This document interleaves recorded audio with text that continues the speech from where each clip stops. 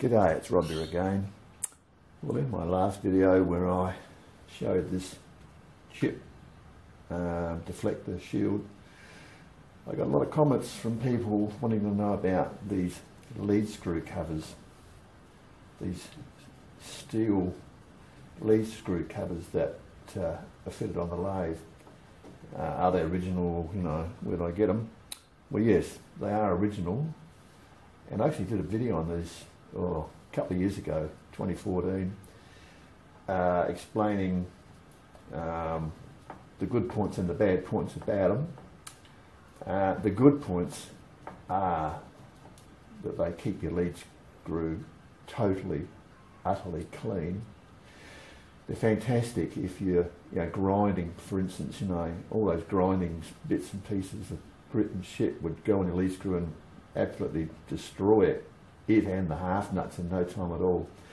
But these covers keep all the rubbish off. They are fantastic. I mean, the downside is that as they have to compress, they can only compress down to a certain length, which is really the thickness of the coil, of the spring itself. So you're going to lose a certain amount of carriage travel. You lose that much because they can't compress any further. It's no big deal. It just means that you've got to watch that you don't run up against them, because if you're watching here and not watching there, you can crash the carriage against them, and that's happened to me numerous times. I've broken dozens of shear pins over the years, and it's no big deal replacing the shear pin in the lead screw, but it can happen very easily because of that limited travel. And I'm on full travel and I'm just up to the edge of the chuck, so you've really got to watch it. Okay, that's the big downside. But once you get used to that, it's not an issue, and it's no big deal. Some people I know take these lead screw covers off for this very reason. They get machines with them on. They take them off because of this ease with which you can crash the carriage. Now, we're coming close on them. I've had a few people ask how they're attached and what's the setup. We're coming close on them and just show you each end. Basically, they're just spring loaded and go back. You can see the lead screw. Now that's lubricated with Loctite slow moving lube, and I haven't touched that in probably 2 years, and you can see it's still well covered, totally clean. The actual cover fits inside of a mount at this end, which is like a cylinder, and it's like a cup. It's got 3 screws inside which bolt against the headstock, the carriage rather, and the coil just fits inside like that. You oil these coils too to make sure that they compress smoothly, you don't run them dry. And you can see how much work this has done, because this is the original colour, and all the black finishing, anodizing or whatever, has all been rubbed off from the grit and shit. They've done a fantastic job. So that's this end. I'll show you the other end. If we look at this end, get that out of the way, you'll see that unlike the other end, the cylinder fits over the outside of the end locator. And the end locator, I'll just clean this up with a bit of glue paper, get the cuttings off. I don't want to get them inside.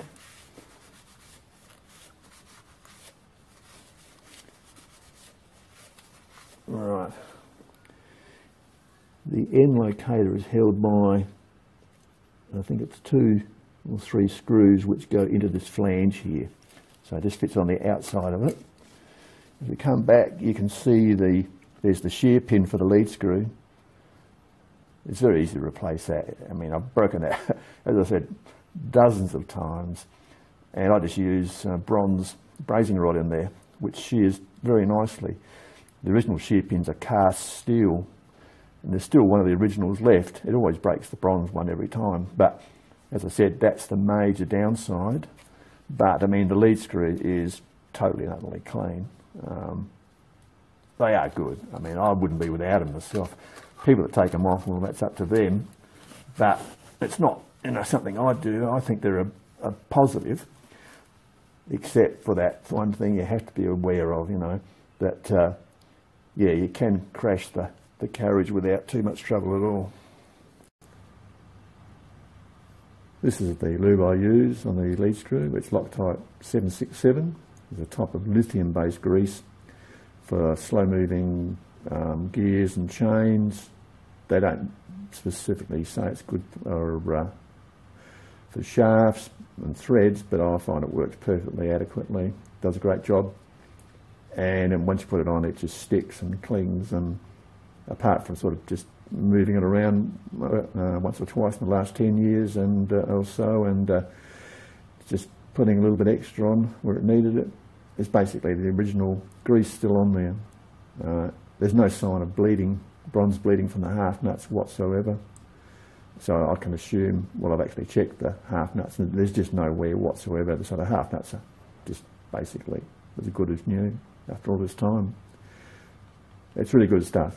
It's not the sort of stuff that you would use on an open lead screw, because it's really filthy stuff. Like, you know, if you get it on your hands or anywhere, it makes a huge mess and it's hard to get off. So only for sealed, enclosed application, but super good stuff. So there you have it. These screw covers, I think they're fantastic myself. The front one does all the work basically. The one at the back of the carriage, really, you could get by without one. Although, as you can see, you know, there is some rubbing going on, so obviously there is some contamination, but you don't get much down this end really. I've seen lathes sold with just the front one on. But yeah, you can pick up aftermarket versions of this same design, but they're quite expensive, and well, it's just a matter of how they go as far as fitting your lathe. How you go making them, it'll be difficult because you have to have a coil of spring steel or even maybe plastic that will fit into itself and basically form a cone like that. But yeah, I think they're great, and I certainly wouldn't be without them. So anyway, for those who asked and commented on them, I hope this video has given you a bit of an insight into them, and yeah, okay, that's it for now. See you next time. Cheers.